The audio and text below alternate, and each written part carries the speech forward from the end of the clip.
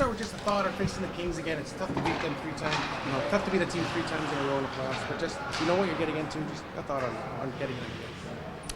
Yeah, I mean it's going to be a good series. I know we know them pretty well, and they know us pretty well. So I'm sure it'll be a a series of tactics and trying to get the most out of your own team, obviously. And no, it's a great challenge for us, and yeah, I'm looking forward to it. You're a team that you have to be patient with. Because do you sense that you're able to do that now? You're able to play a patient game, and you know the way they kind of finish it. Well, yeah, you can be patient, but you can also quick transition them, and I feel like either or works pretty good. The one in the middle is the hard one, right? So there's multiple ways of going about it, but I think as we're getting prepared here, we're focusing on ourselves. We have really liked our game for the last whatever months, so if we're on top of our game, that's our focus and our mentality, and then obviously there's some things that they do and the tendencies that they do that we'll obviously be aware of, and I'm sure they look at what we have for tendencies too. So it's a game of chess at times, but at sometimes too you can just by playing quick and executing can help you really a long way too. You've played a lot of playoff games. The rest of these teammates now they've also had a few runs at this thing. What makes you smart? What are the things that help you to win after you fail a few times? What do you learn?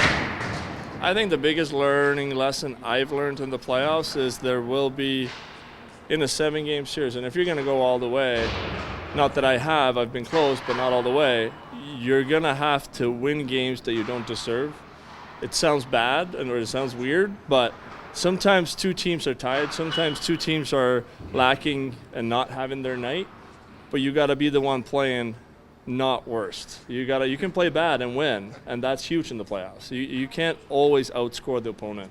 It's a tough task to do in the playoffs. That's, I think, the number one thing for me is like sometimes you just got to live to fight another day. Make sure you keep it a tight game, whether you're down by 1 or you're up by 1 or it's an even game, whatever it is. You just stay with it and make sure that they don't score more than maybe you need to go score. I don't know if that makes sense, but I think that's a lesson that I've learned throughout, and I mean, I can go back to when we clinched to go to the finals against Anaheim. I think we had 17 shots that game, but we scored 6 goals or something like that, and I mean, that doesn't happen every night, but we got there, and nobody talks about that game today. Everybody went, well, you guys went to the final, but yeah, but how did we get there?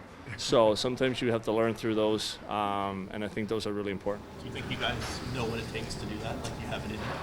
I think the way we have shown throughout the year, especially I look at January as a month, and I thought we played that game a lot. And there were even times where we went down by a couple, but we stayed patient. It wasn't like we were going to score 2 right away. We knew that if we just keep this a close game, by the end of the night, we're going to like the result. And I really enjoyed that patience. I really think we've had that throughout. It's just got to be consistent. And when the challenge is, there's going to be games where we are on top of our game and we don't necessarily need to that type of game. So just when that challenge arises, as much as the challenge of scoring goals, we got to be ready for it and recognize it and make sure we bring that.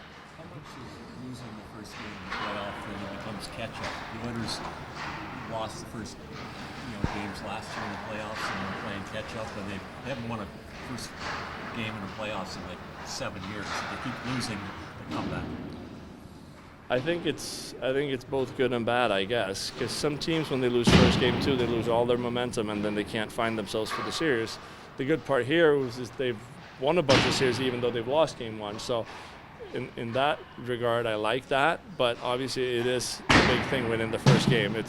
You kind of get you just get a little bit more of a mojo going into the rest of the series. If you go down 1-0, obviously, it's not the end of the world, but as you're saying, you're playing catch-up, and you know it's going to be a long series if you're going to turn it around. So game 1's a big one, but the great part about the playoffs is game 2 is as equally important. So it's important, but it's not the end of the world, I guess.